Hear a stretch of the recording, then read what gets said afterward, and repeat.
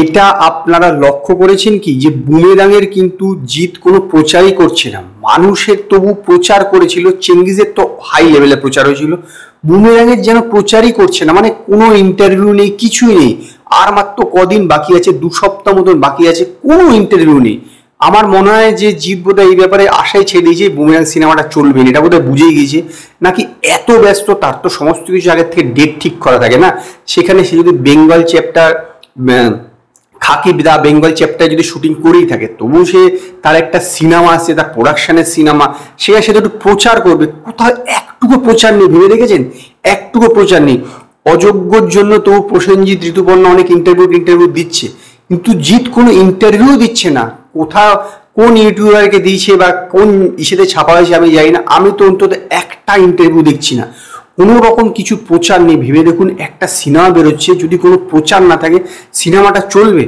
এমনিতেই সিনেমাটা লোকে বলছে যে এটার কপি, তারপরে অমুক গানটা ভালো লাগছে না, প্রথম গানটা তো আমার নিজেরও ভালো লাগেনি, তার মধ্যে যদি এরকম ভাবে জিৎ প্রচার না করে, প্রতিটা সিনেমার ক্ষেত্রে দেখবেন ওর মধ্যে একটা প্রচারের ব্যাপারে যেন একটা লেজিনেস, এই জায়গাতে এসে মানে ক্যারিয়ারে এত বছর পর এসে যদি এরকম ভাবে একটা লেজিনেস দেখায়, তাহলে কিন্তু তার পতন ঘটতে বাধ্য।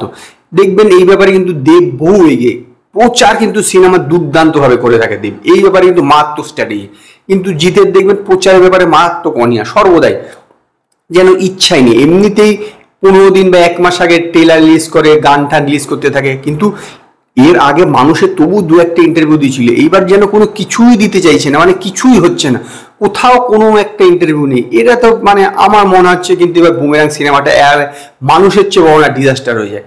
যদি বিশাল কোনো ভালো কন্টেন্ট থাকে তাহলে হতে পারে। এই কত একজন মানে ইউটিউবাররা বা নিজের থেকে তার ফ্যানরা কত প্রচার করবে? প্রত্যেক মানুষের বা প্রত্যেক হিরো বা প্রত্যেক প্রোডাকশনের নিজস্ব একটা চার থাকবে, সেই জিনিসটাই কিন্তু আমি অন্তত জিতের মধ্যে একদম দেখছি না। শুরুর থেকে দেখে যাচ্ছি, বিগত বলতে পারেন 8-10 বছর ধরে এই ব্যাপারটা চলছে। কোনো রকম ভাবেই তার মধ্যে কোনো একটা কি বলবো যে এনার্জি থাকবে একটা প্রচার করা, একটা কোনো কিছু নেই, সবসময় একটা যেন ইচ্ছা নেই, এরকম একটা ভাবে। একটা ইন্টারভিউ দেয়নি, ইভেন রুক্মিণীরও কোনো ইন্টারভিউ নেই কিন্তু দেখবেন বুমেরাং নিয়ে। অদ্ভুত ব্যাপার, জানি না এটা কি স্ট্র্যাটেজি কিনা, কিন্তু এই স্ট্র্যাটেজিটা কিন্তু আমার মনে হয় বুমেরাং হয়ে ফিরে আসবে। একদম ডাইরেক্ট কথা, যে গানটা আছে না প্রথম, যে বুমেরাং হয়ে ফিরে আসবে, ওইটাই কিন্তু হবে। দেখবেন যে এই সিনেমাটা কিন্তু পুরো একদম ডুবে যাবে এই প্রচার না করার জন্য।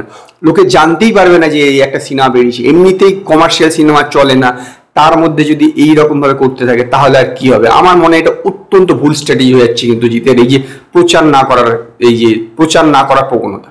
আমার মনে হয় এটা খুব ভুল স্ট্র্যাটেজি। আপনারা আমায় জানান কমেন্টে যে আপনাদের এই ব্যাপারে কি মতামত, আপনার কি মনে হয় জিতের প্রচার করা উচিত ছিল নাকি না উচিত না?